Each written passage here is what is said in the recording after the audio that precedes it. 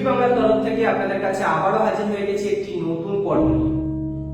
বন্ধুরা, আপনি ঘুরতে যেতে চান কিন্তু আপনার জায়গা পছন্দের হচ্ছে না, তাহলে অবশ্যই আজকে আমার এই পর্বটি আপনাকে সহায়তা করবে ঘুরতে যাওয়ার জন্য। বন্ধুরা, লেক আমরা সবাই জানি এবং চিনি। লেক বা হ্রদ মিষ্টি জল এবং নোনতা জল দু রকমেরই হয়ে থাকে। একটি বিস্তীর্ণ জলাশয় এলাকা যদি চারিদিক দিয়ে স্থলভাগ দ্বারা ঘেরা থাকে তবে সেটিকে লেক বলা হয়। বিভিন্ন লেকে বিভিন্ন নদী এসে মিশেছে, আবার বিভিন্ন লেক থেকে বিভিন্ন নদীর উৎপত্তিও হয়েছে। তবে আজকে আমি আপনাদেরকে যে লেকটির কথা বলবো সেটি ভারতের উত্তর পূর্ব দিকে অবস্থিত মণিপুর রাজ্যে, যেটির নাম লোকটাক লেক। এই লোকটাক লেকের বিশেষত্ব হচ্ছে এখানে স্থলভাগ ভাসমান, অর্থাৎ ভাসমান স্থলভাগ দেখা যায় এই লেকটির মধ্যে। এই ভাসমান স্থলভাগগুলি তৈরি হয়েছে ওখানকার স্থানীয় গাছপালা এবং জৈব পদার্থ। এই গাছপালা এবং জৈব পদার্থের সংমিশ্রণে তৈরি এই স্থলভাগগুলোকে ওখানকার লোকাল স্থানীয় ভাষায় ফান্ডিস বলে থাকে।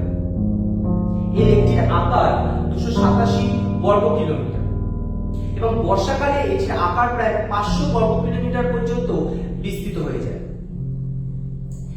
এই লেকটিকে কেন্দ্র করে পৃথিবীর সবচেয়ে বড় ভাসমান পার্ক গড়ে উঠেছে কাইপুর ন্যাশনাল পার্ক বা কাইপুর ল্যামজো ন্যাশনাল পার্ক। এই পার্কটি আরেক নাম আছে সাঙ্গাই, যেটি কিনা মণিপুরের একটি বিখ্যাত পশু নামে রাখা হয়েছে।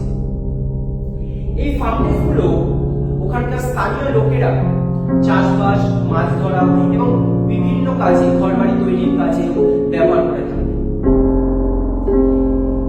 এই লেকটির জল মণিপুরের অর্থনৈতিক ব্যবস্থাকে সাবলীল করে রেখেছে। বিভিন্ন ধরনের হাইড্রো পাওয়ার স্টেশনগুলি এই জলকে কেন্দ্র করে গড়ে উঠেছে। শুধু তাই নয়, এই লেকে জলকে ওখানকার স্থানীয় লোকেরা পানীয় হিসেবে ব্যবহার করে এবং সেচের কাজেও ব্যবহার করে।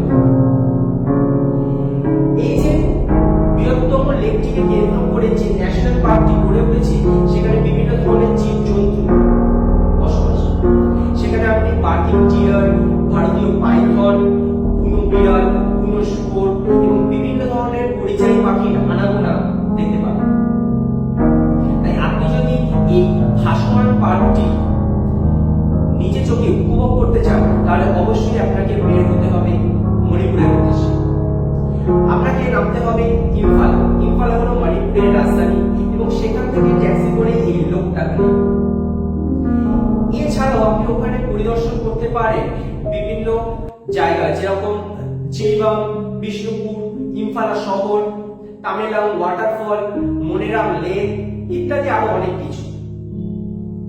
তাই বন্ধুরা, আর দেরি না করে এক্ষুনি বেরিয়ে পড়ুন মণিপুরের উদ্দেশ্যে আর উপভোগ করুন এই ভাসমান লেকটির সৌন্দর্য।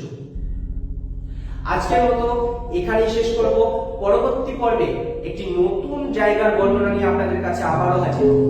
আজকের মতো নমস্কার।